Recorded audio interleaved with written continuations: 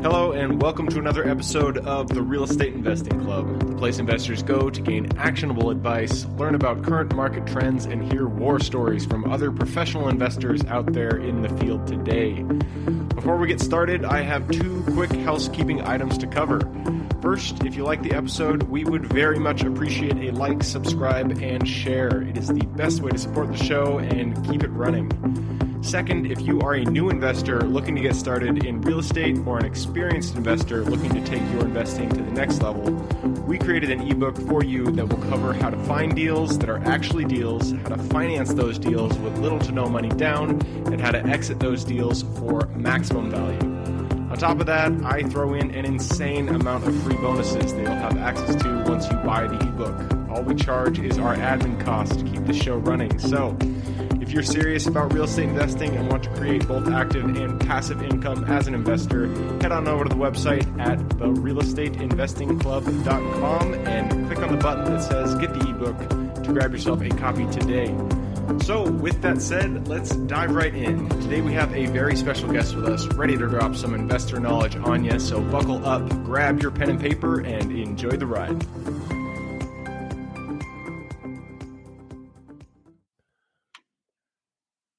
All right. Welcome back to another episode of the Real Estate Investing Club. Today we have with us Paul McNiel. Paul grew up in the deep woods of Quebec, moved to the States in middle school, and started day trading over dial-up in high school. Dial-up, there's a throwback. Blowing his profits on travel to the South Pacific. With a bit of cash and from an army stint in Afghanistan, he started buying foreclosures and ended up tangled in complicated trailer park deals with hundreds of thousands of credit card debt. Having finally turned the corner, he lives on a modest six-figure passive income in a trailer park on the Yellowstone River and travels with his pet goat. I am super excited to have Paul here today. Paul is the very first person that I actually got in contact with because I reached out to him because he owned a park. And I was like, Paul, let me buy your park. And so here he is. Paul, thank you very much for hopping on the show today. It's good to be here, Gabe. And sorry I won't sell you that park, but even better, we get to, talk. There you go. There you go. And, there's a lot of parks out there. All right, man. Your story sounds awesome. We always start with stories. So why don't you take me back to the beginning? How did you get into real estate in the first place?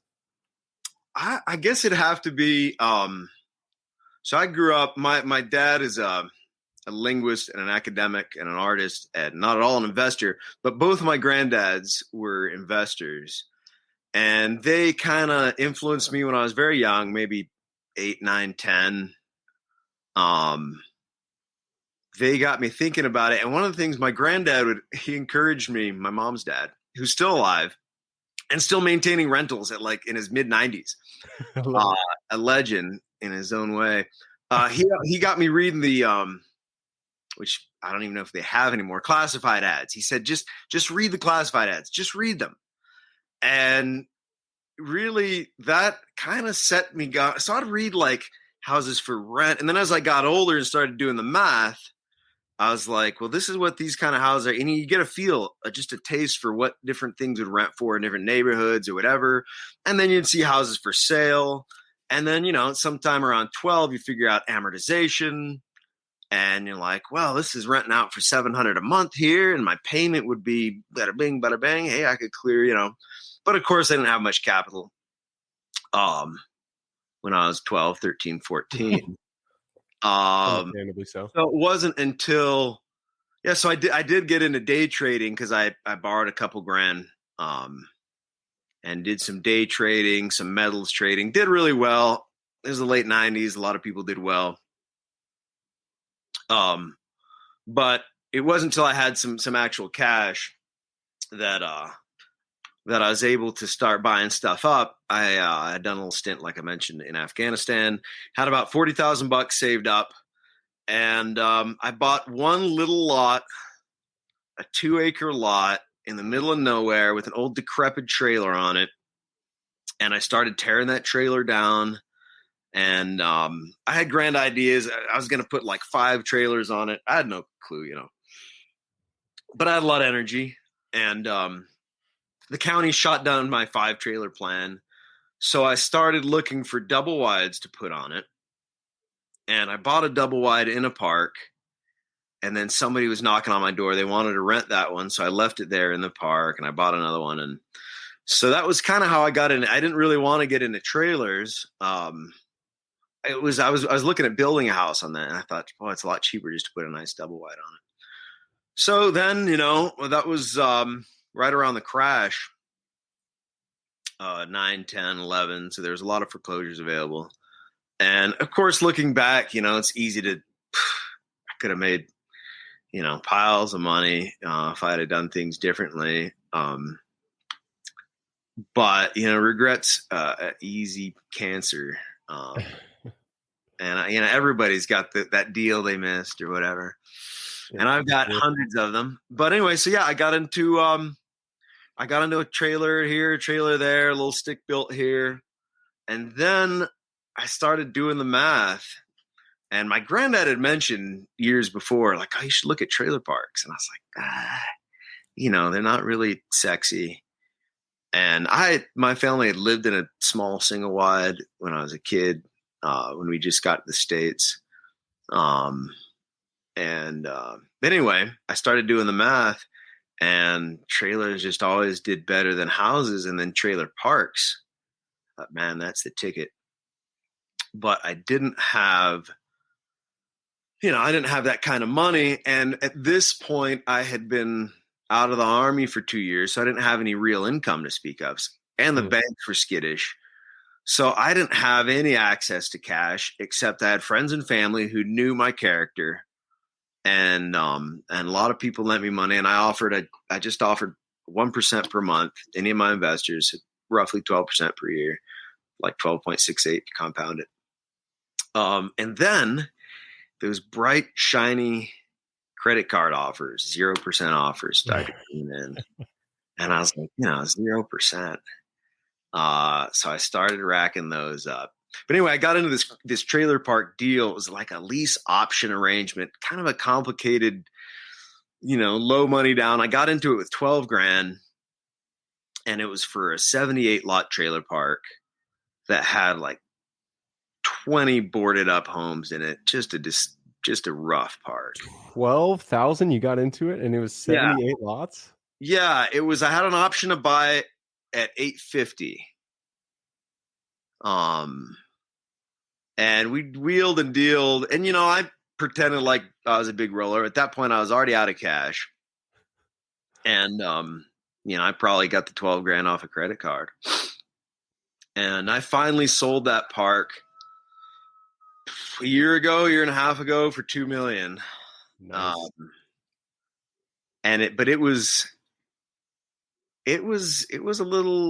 rough. It was rough. I thought I was smart, which, I was pretty clever, but I ignored a lot of good advice. And I found I was living in that park.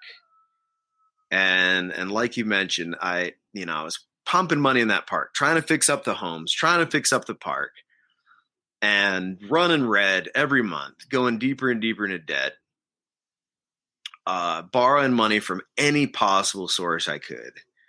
Because I knew that things would pan out. I knew where things were going. If I could fill that park up and get them rocking, I knew it would do well. But I just about lost it. I pretty much had a nervous breakdown when I realized, I was just going backwards. And yeah, I discovered not only is there personal credit card debt, but there's this whole world of corporate credit cards. And they don't show on your credit report. So you can there's ways, very legal, but, dangerous, of just racking up, So I think I maxed out at like, I don't know, $600,000 or $700,000 in credit card debt. Wow. And you can imagine that's a little stressful. A little bit, especially with the interest rates on those credit cards. Yeah, so I was able to roll them around and generally keep them at zero, but that got harder and harder, obviously. And from time to time, I'd have them at 30% or whatever. So stressful, but finally turned the corner, sold the park, got into some other deals, partnered up on some parks, and now I'm doing great. no credit card debt, got a half dozen parks, and, living the good life.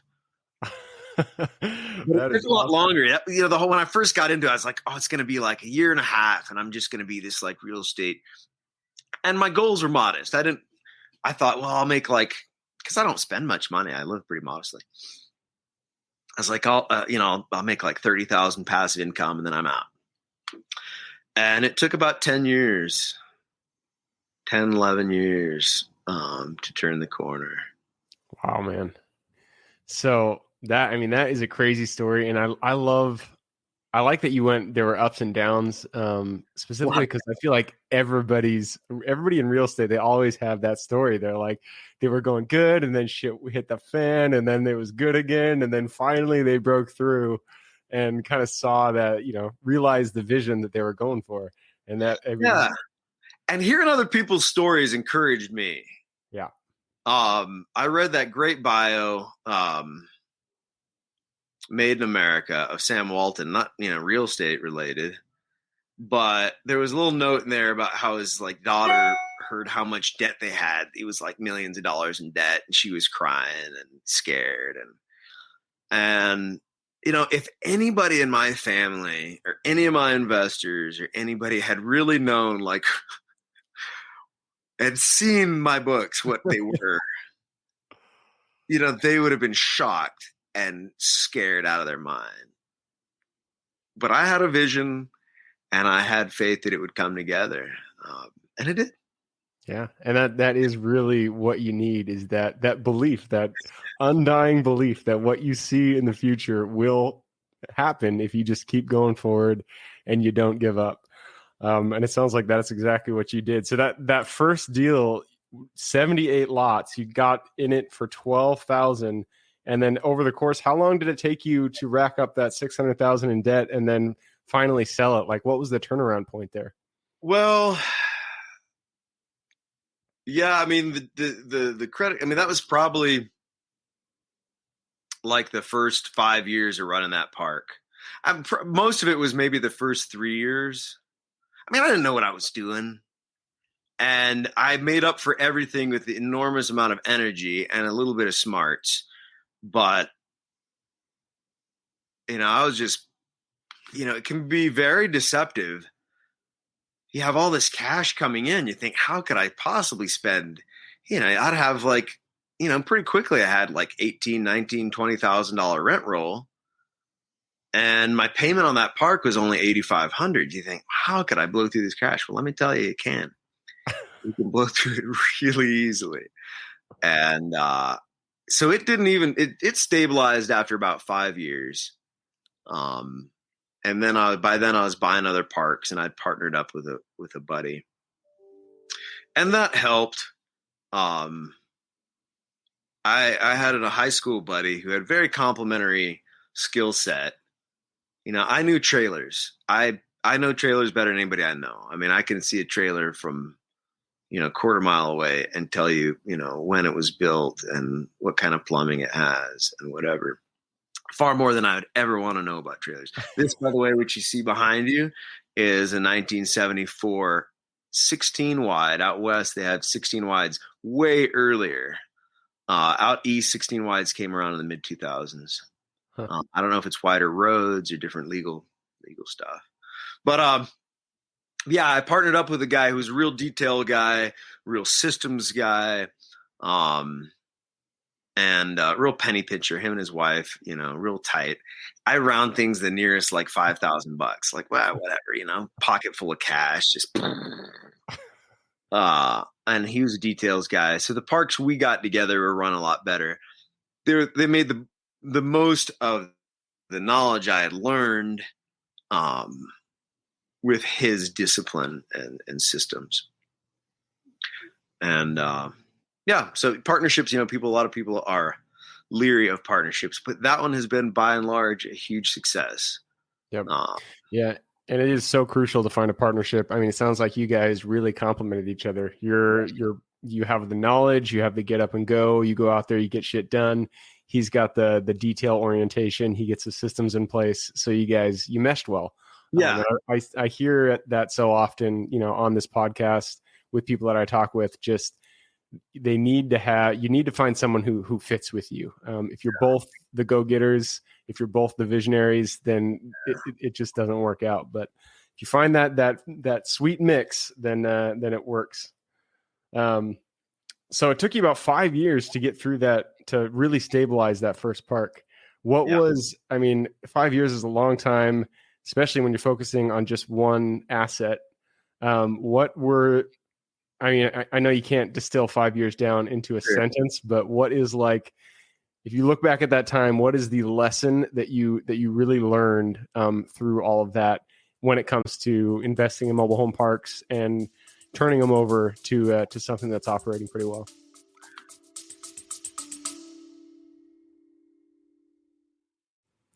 Before we continue on with today's guest, I want to tell you guys about a community I'm launching on School to help investors like yourself grow your own portfolio.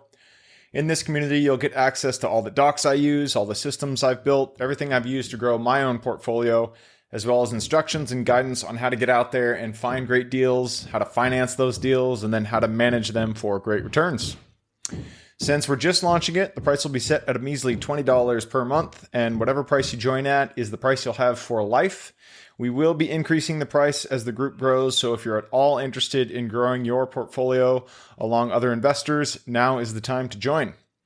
I will put the link somewhere in the bio or on our podcast website at therealestateinvestingclub.com, so if you are interested, head on over there. With that said, let's get back to the podcast.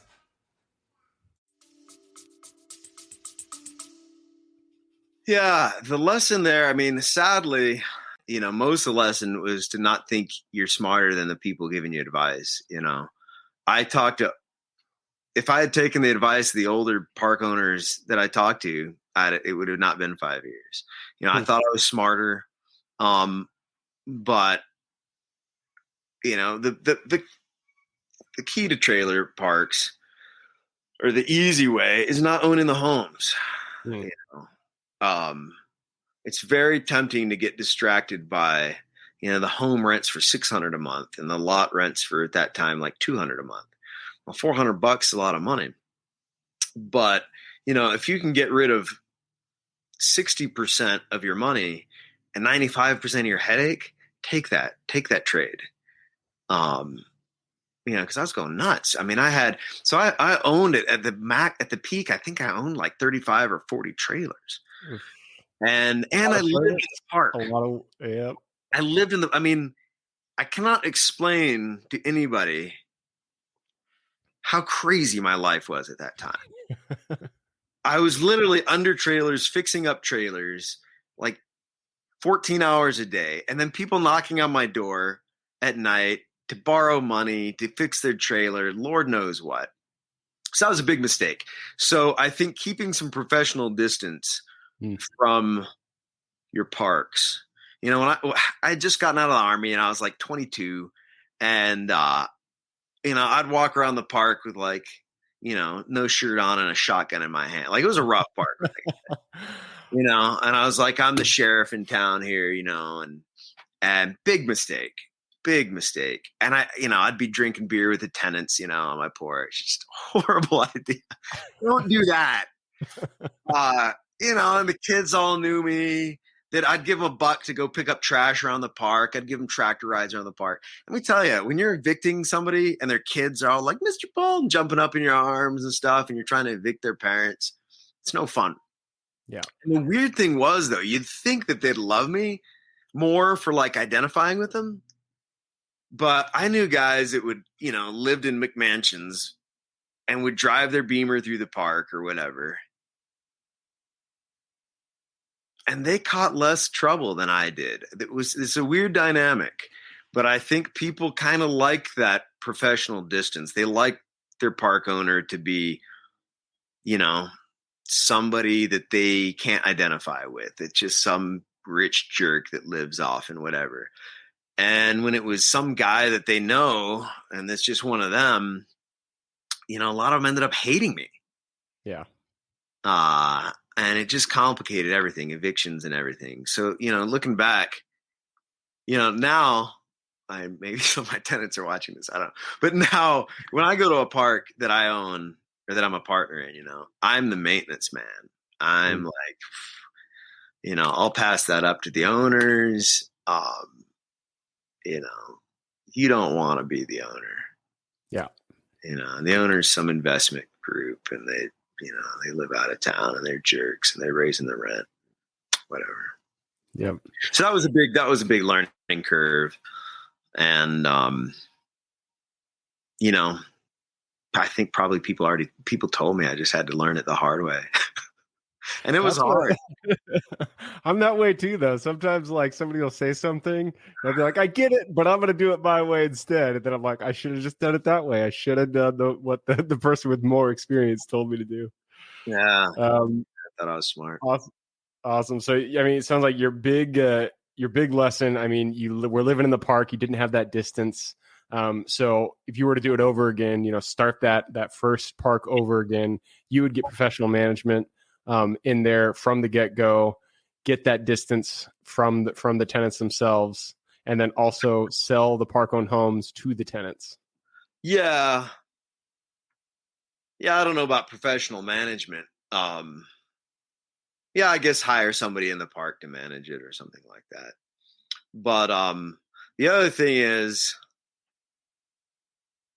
if I had just focused on making what I had profitable first, I knew if I filled up all those homes at 20 vacant lots and like 18 boarded up homes. So I fixed up 18 homes and filled 20 lots, pretty much by myself. I had some help, some guys, that worked for me, obviously. But if I'd have just said, okay, here's what I've got, let's just get this running profitably first, I think it would have been less stressful and probably more profitable. Yep. Yeah. And not moved into the park. Or maybe moved in for like a month and never said I was the owner. Just I'm a guy working, for this park. The problem with my approach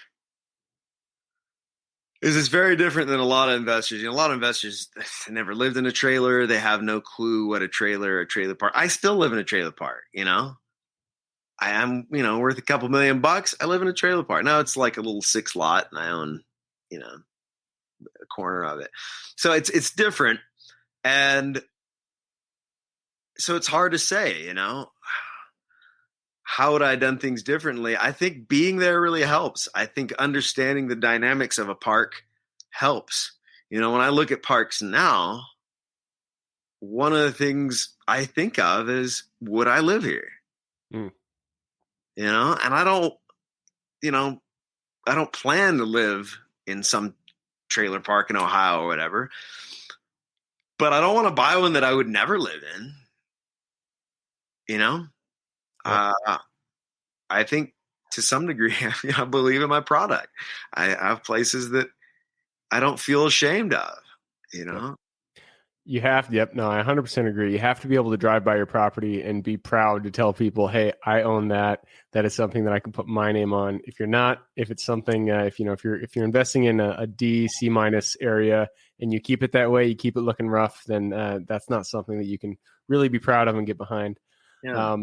I've never moved into my parks. I've heard people say that. So you got me there. But I've heard people say that you learn the processes, you learn how everything works much better when you actually live on premise. Obviously, you lived there for quite a long time, so you really know them backwards and forwards. But yeah, too much. Yeah, a month. I lived there about 2 years, about 20 months or something in that part.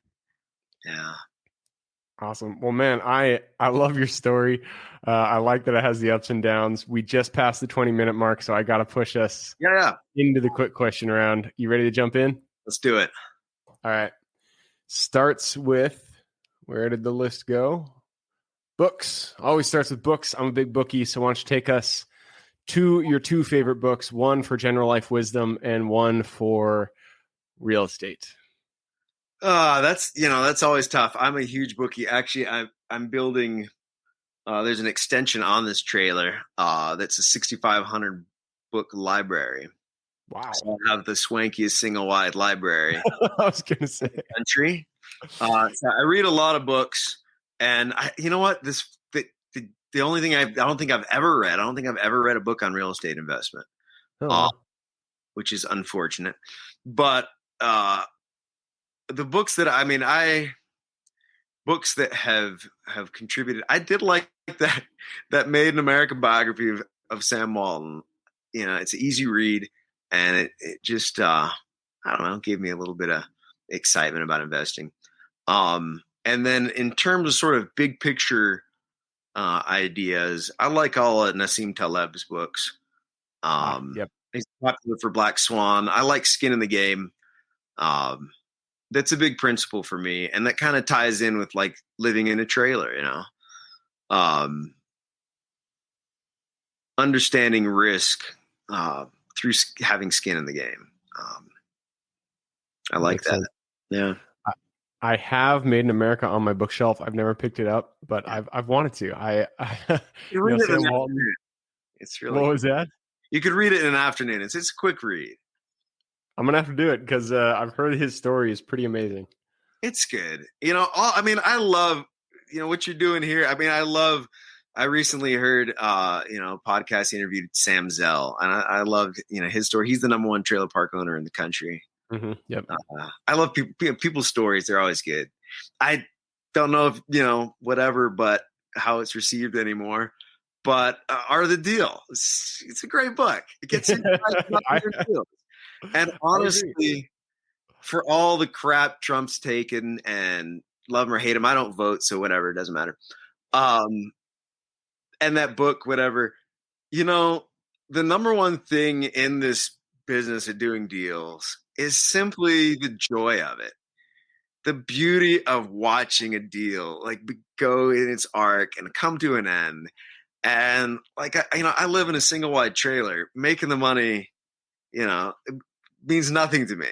I do deals because they're fun, and books that capture that, and Art of the Deal really captures that. Just the excitement of making a deal, and that, I don't know, I feel like America is kind of built on that. Anyway, we're running out of time. Sorry, keep going. No, it's all good. I've heard good things about Trump's book. I've never read it, but I've heard. You're not the first person to say read the You gotta read Art of the Deal. Made American Art of the Deal. Those are classics. Yeah. And Taleb's book, at least Black Swan, although I like Skin in the Game, Anti-Fragility. All right, noted down. Moving on, though. So we are on to, let's see. There we go. So younger self. So if you can go back to the Paul who was just getting out of the Army. He had 40,000 to his name, didn't know what he was going to do. Go back to that Paul, look him in the eye, give him one piece of advice moving forward. That's hard. One piece of investment advice.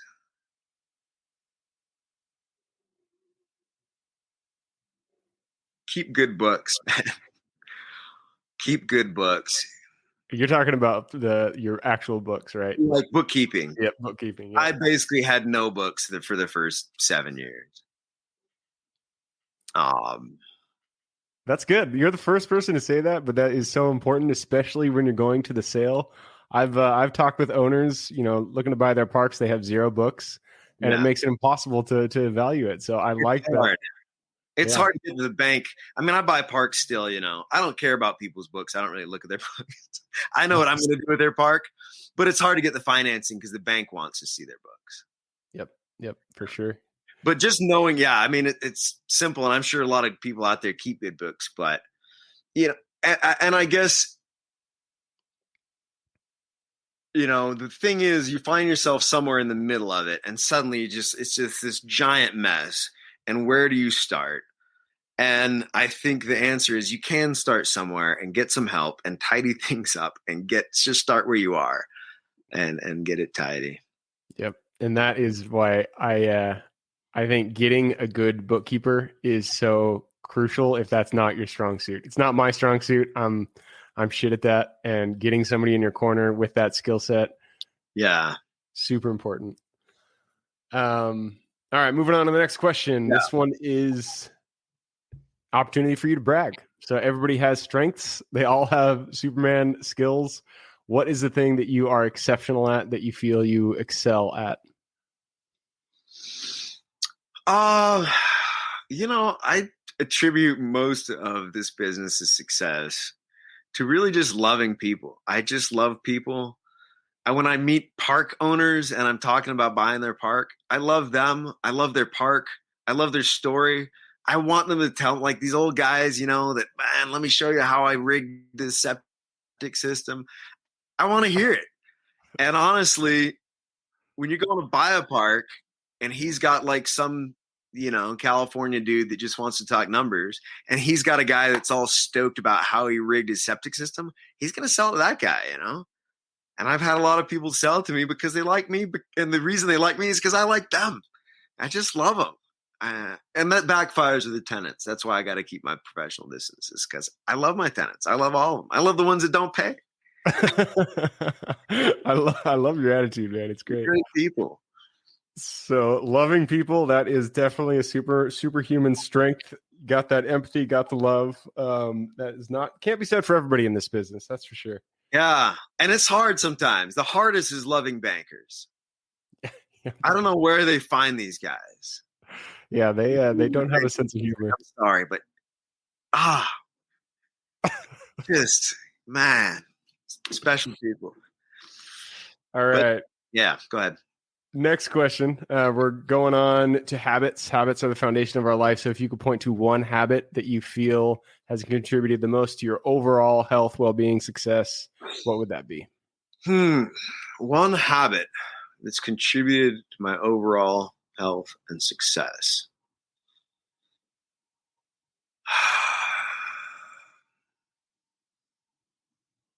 Well, there's always the things you want to say, because it'll make you look good, I meditate every morning for 30 minutes. But I would say the habit the habit has probably just been, two things. One's a real practical thing, and that is keeping a little black book. Okay. I got a lot of people that work for me, or I'm trying to help. They got their phone or they got the whatever. Man, keep that little black book. And when you're bored, and I attribute it, there's this weird section in, there's a section in scripture where this guy's, the king Xerxes can't go to sleep. And so he just starts reading back through the records, and he discovers this guy that he owed one. And it's the Jewish festival Purim is basically based on that story. But I think of that all the time when I can't sleep or when I'm bored. I've got a little stack of all these little black books from the beginning of and I just flip through them, and I found more deals. There was one guy, I've been at his park, he didn't want to sell. 2 years later, I'm just flipping through my little black book, and I'll give him a call again, call him up. I just decided this morning to sell that park, whatever. So write things down, everything, the color of paint you put on this one rental house, the banker's name, whatever. Just keep those little black books and go back through them. And it's been a real treasure trove. Nice. I love it. And when you say black books, you mean kind of like a journal, right? Something where you just jot down what happened, who you talked to. Yeah, but business stuff, not so much a journal. Yep. I use it for, I need to, follow up the banker on this. Well, I need to buy, this is a sign guy for fixing that sign, whatever, a fence guy. It's all, business related stuff. Yep. Makes sense. Yeah. All right. On to the second to last question. This one is location. So US is a huge place. There are, I don't know how many thousands of square miles in the US, which means there's a lot of places to invest. What area are you most excited about purchasing your next park? Oh man, you're gonna make me give away my secrets, huh? I think the trends. I look at states. I think a lot of park owners look at states. I think we're a little nervous of some trends, whether they be rent controls or something like that. So there's states I love that are beautiful that I'd never buy in. I'd never buy in New York. I'd never buy in California. I'd never buy in Oregon. I'd never buy in Washington. I've almost bought in Washington. But some people will, but I don't want to buy where I'm going to be, any threat of rent control or anything. As far as mega trends where people are moving, I think Montana, Wyoming, the West is booming right now. And I think not just that, but I think if, any state, there's kind of overlooked nice areas in that state, like the Piedmont of North Carolina or whatever. Southeast Ohio's rolling. It's nice, And I think as people start, working from home or whatever, decentralizing, people think, there's probably parks in, parts of Southeast Ohio that probably still have $200 a month lot rents or whatever, So yeah, overlooked nicer areas to live. Nice. I like it. Montana and Wyoming. That's one I haven't heard yet. I mean, they're beautiful countries, so you couldn't go wrong there at least for aesthetics, for sure. Yeah, and freedom oriented, so you're not going to have, as much problem with rent control. Actually, anyway, Montana just looked at rent controls for parks. Oh, wow. But it got I didn't tabled. know that. That's good to know. Yeah, a Republican proposed it. It's going to be a weird time for parks. Just some parks. There's the parks are getting gobbled up by huge players, and rents are just getting pushed to the limits. And there's some backlash, and I'm not sure where that's going to end, but I'm a little nervous of where that's going. Yep. Yeah, we've seen for the parks that we've been offering on, we've seen rents continually go up to the point where it's kind of surprising. But yeah, we'll see where it goes. We actually, in New York, it's funny that you said you don't like that state, because I've yet to find, we just did a wholesale, surprisingly, in New York that actually worked. Good. But outside of that one, nobody likes New York. It's because of their damn taxes. I just called a guy in a park in New York. I'm a liar. In Western New York, where I've got some friends, and it popped up on LoopNet, and I was like, let's try it. It's all right. You get one.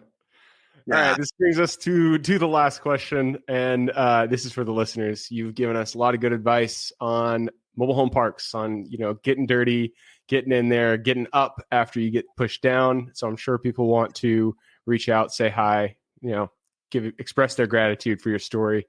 What's the best way for them to reach out and say hi? Best way to reach out and say hi. They can follow me on Twitter or Instagram. I think I got my, and then a little plug so now that, I pretty much retired. I still look at parks, but I don't know. I keep promising myself every year, no new deal. I don't need any more money. So I've been kind of doing a little bit what you're doing, but not so much on the investment level. I've been driving around and interviewing people, and it's been a really weird, polarized couple of years, and so I've been trying to kind of figure out some kind of a third way between all that. And so if they want to check out my little interviews, it's To Blathe from the great cinema classic Princess Bride. I was wondering where that came from. ToBlathe.com, and it's on YouTube, To Blathe, and it's just fun. I interview interesting people, and sometimes we do talk about investing. Obviously, a lot of my friends are investors, but other things too. I saw one with your goat, which is I love goats. Awesome. So that is ToBlathe, ToBlathe.com. I will put that in the show notes. So if you guys want to get in contact with Paul, just click a little more in the description. It'll pop down that full description. In there, you'll find the link. Click through, say hi. Go to YouTube and subscribe. And then, if you get a hold of me through Instagram or Twitter or whatever, I love helping people. And I love, the one thing about trailer park owners is they all like to talk to people. I'll be calling somebody about their park and have a 2-hour conversation about their pets or their investment in classic cars or whatever. Exactly.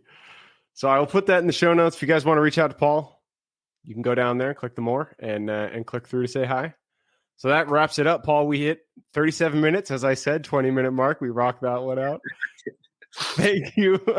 Thank you very much. Best of luck, man. There's a lot of parks out there. I hope you make a lot of money buying them and have fun. And I hope all your viewers can make fun deals and enjoy it. Absolutely. Thank you for that. And for everybody who's with us, thank you guys for showing up. You are the reason that we do this, so we appreciate having you here. If you have any questions whatsoever, reach out to me, therealestateinvestingclub.com. Other than that, I hope you guys have an absolutely fantastic week. Keep rocking real estate, and we look forward to seeing you on the next episode. Thank you for joining us for another episode of the Real Estate Investing Club. I hope you guys enjoyed the episode and were able to pull some actionable advice that you can go home with and apply to your own investing business. Before you go, I have a gift for you. If you're a new investor looking to get started or an established investor looking to take your business to the next level, I've created an ebook just for you available on the website. This ebook will cover how I was able to create both active and passive income in real estate with very little money to start with. In it, I will address the 3 most often cited obstacles new and veteran investors run into by showing you how to find a deal that's actually a deal, how to finance that deal with little to no money down, and how to exit a deal for maximum value. And if you get the ebook today, I'm going to bury you in bonuses, 7 of them to be exact. First, you'll get the off-market lead generation blueprint, which will take you through the exact systems and processes we use to generate off-market leads like clockwork, which is the most important skill when it comes to creating real wealth in real estate. Then you'll get the A to Z REI systems and vendors guide, which will allow you to peek under the hood of our business and see the exact tools and systems and even the vendors we use to grow our business. After that, you will get the top 100 best performing keywords pack, which will give you the exact keywords we use to target leads online and generate leads without having to lift a finger. Next, you'll get the contracts bundle for wholesaling and renting real estate, which will give you access to all of the contracts we use in the field to execute all types of transactions. After that, you'll get the Investor's Quick Analysis Calculator and Offer Tool, which will allow you to quickly calculate whether a deal is an actual deal and will allow you to create an offer automatically from those calculations. Next up, we'll give you the Investor's Daily Success Tracker, which is a tracker you can use to ensure you are taking the right actions day in and day out to reach your financial goals in real estate. And finally, you will get the Wholesaler's Template for Quick Assignment Cash, which will give you the templates we use to present our wholesale deals professionally and efficiently to our buyers. I know that is a ton of things to say. I'm glad you were able to stick with it. So you'll get both the ebook and all of those 7 free bonuses when you download the ebook today. All we charge is the admin cost to run the show. So if you are interested in the ebook and the bonus bundle, head on over to the website at therealestateinvestingclub.com. Click on Get the Ebook Bundle at the top of the page and take advantage of that deal. With that housekeeping item covered, I hope you have an absolutely fantastic day and even better week. Keep rocking real estate, and I look forward to seeing you on the next episode.